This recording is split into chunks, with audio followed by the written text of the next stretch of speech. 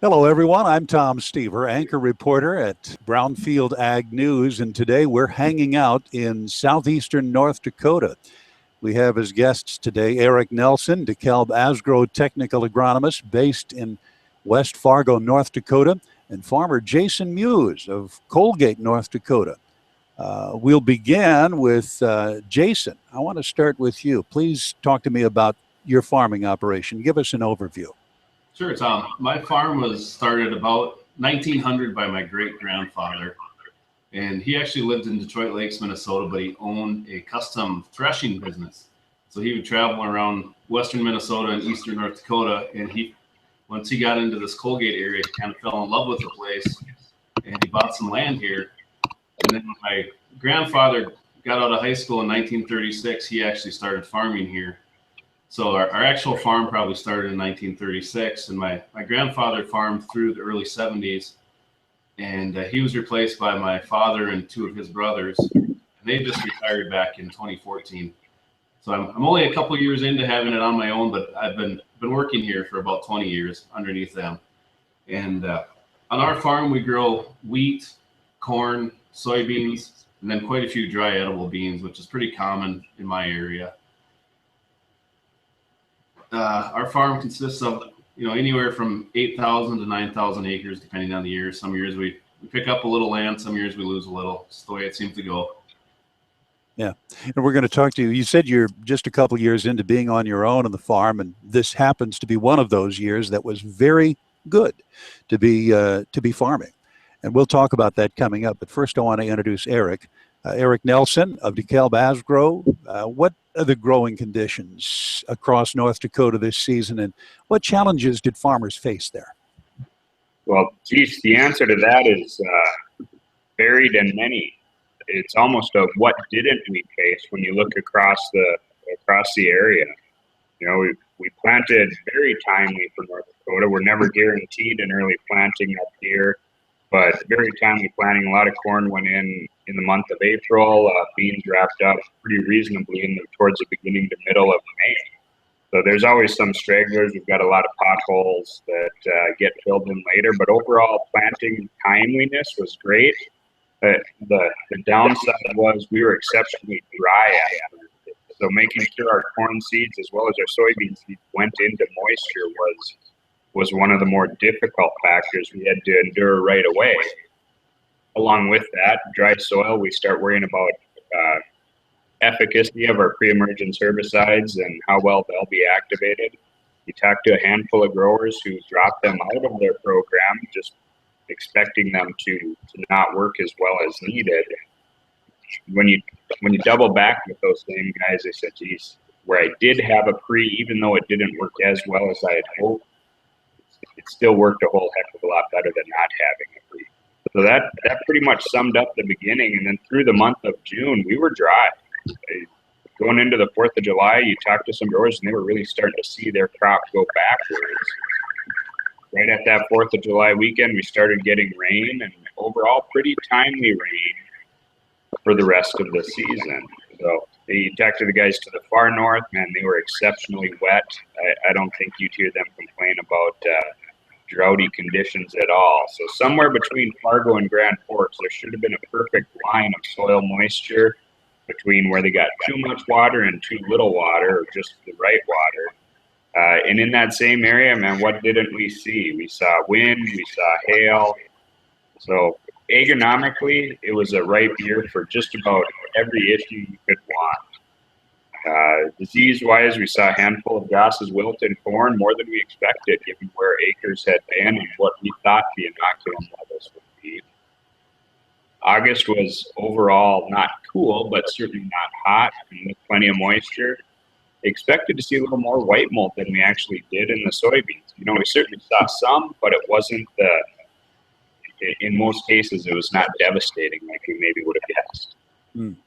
Okay. Well, we're going to hear more about that too, but I want to go back to Jason. Now, Jason is located about 60 miles northwest of Fargo, so you can picture, and And Eric, that would be kind of right in that wheelhouse of where you said, perhaps should be this line of demarcation of of almost ideal conditions. So let's talk about it. Jason, tell us about the conditions that you had and also some challenges that you faced this year.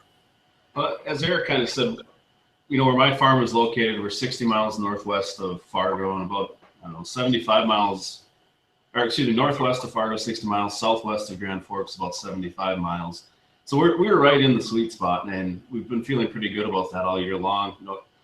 We started out the year a little bit dry, like Eric said, where we actually delayed our planting about 3 weeks later than we could have, just because we were hoping to get some rain to germinate the seeds. And we started planting our corn about the 28th of April, which was a week to 10 days later than most guys around us. And even though we did that, we still were planting into dry dirt, so we had some emergence issues right away. And then about 2 weeks after planting, we were hit with a cold snap. So the corn that had emerged got froze off and set back, and that really kind of put us behind right away. So usually like to start out a year on a positive note, get a nice stand early, and we didn't have that. We had poor stands basically across the farm, and it kind of dampens your hopes a little bit for the year. But as the year went on, we had almost what I'd call an ideal summer right in our area, where we got rain every time you started to feel like you wanted to rain. We had some heat, but not excessive heat. And we just had tons of sunny days this summer that really helped push the corn and beans along for us. And, it's not very often that you feel like you're living in a blessed area, but we really did feel that way this year.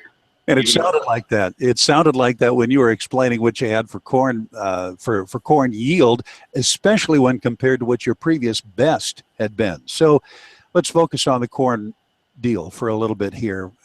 Eric, what can you tell us about DEKALB corn performance throughout North Dakota in 2016? What did you see? We had an excellent performance across the lineup, and that's really covering the range of RM from 80-day all the way to 100-day corn.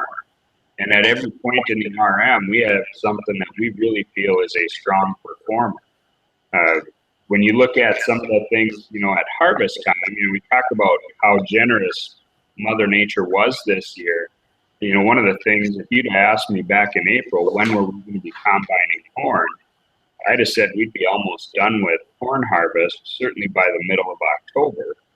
And that couldn't be further from the truth. Corn harvest really ran all the way into November. I talked to a few guys combining right up to Thanksgiving week. And part of the reason was with those, a very generous fall with, reasonably cool evening temperatures, not excessive high daily temperatures. We stacked a lot of test weight into this corn. It is not unusual to talk to growers right now, and they're bringing in 60-pound corn, and we never expect 60-pound corn. We just are really thankful when we get it. If 54 is the benchmark, we almost need to hit 54. 60 is an absolute godsend, except when you guys start talking about, I guess I had that truck loaded a little heavier than I meant to have, now knowing it's 60-pound corn. So with that, we just didn't dry down as much as people expected it to. That heavy corn is just reluctant to give up as much moisture. So, I would have swore we'd be taking 13% corn off in October. Instead, we're taking 18-19% corn off well into November. Mm-hmm. Well, so Jason, let's talk about your season-long performance in DEKALB corn products. How was it? I was very happy with it. Like I said earlier, I was a little disappointed with the way the year started out. We challenged our crop as much as you possibly could have with the cold soil, the dryness, the frost, everything we had to deal with.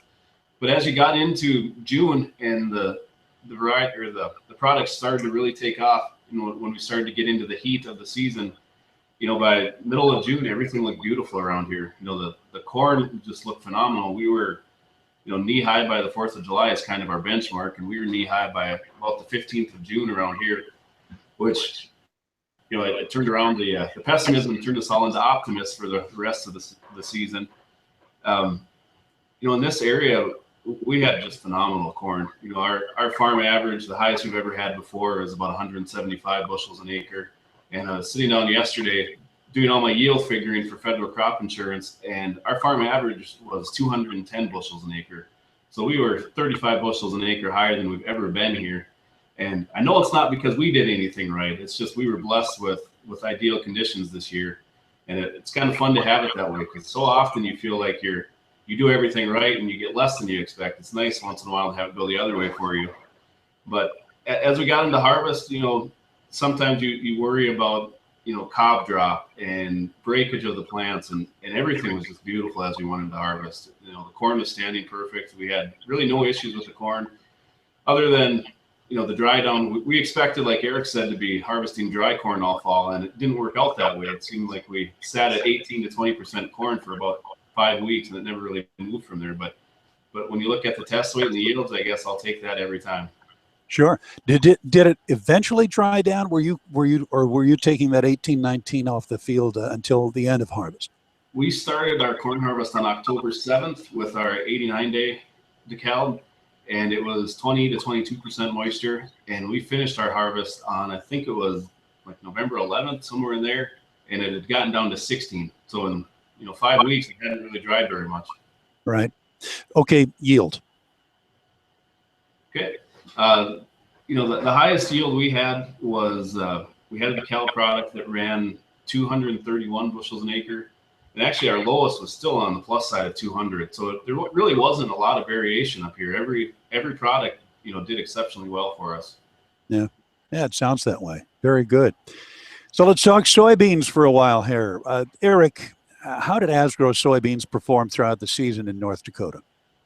Very, very well. And as much as we say that August makes beans, this was a near perfect August for growing soybeans. We talked about high temperatures. We were really not above 85 for much of the season. And then our daily lows through August were, 65-ish. So we didn't have any of those 70, 75-degree nights where the plant is using up some of the sugars that it made throughout the course of the day. So we were able to stack a lot more yield into those pods than we would if we had, say, drier conditions with high nightly temperatures. So performance was great. With those reasonable temperatures and with adequate soil moisture, we certainly worry about white mold. And it was really a pretty good year for making some evaluations. Okay, we know we got some really good white mold products. We know we've got some products we try to manage away from white mold and try to separate some of those out. So we need those situations or those environments to make those determinations, really help plant everything with the best chance of success. Let's get back to Jason now. And I want you to tell us about your season-long performance and yield experience with Asgrow soybeans on your farm in 2016. Sure.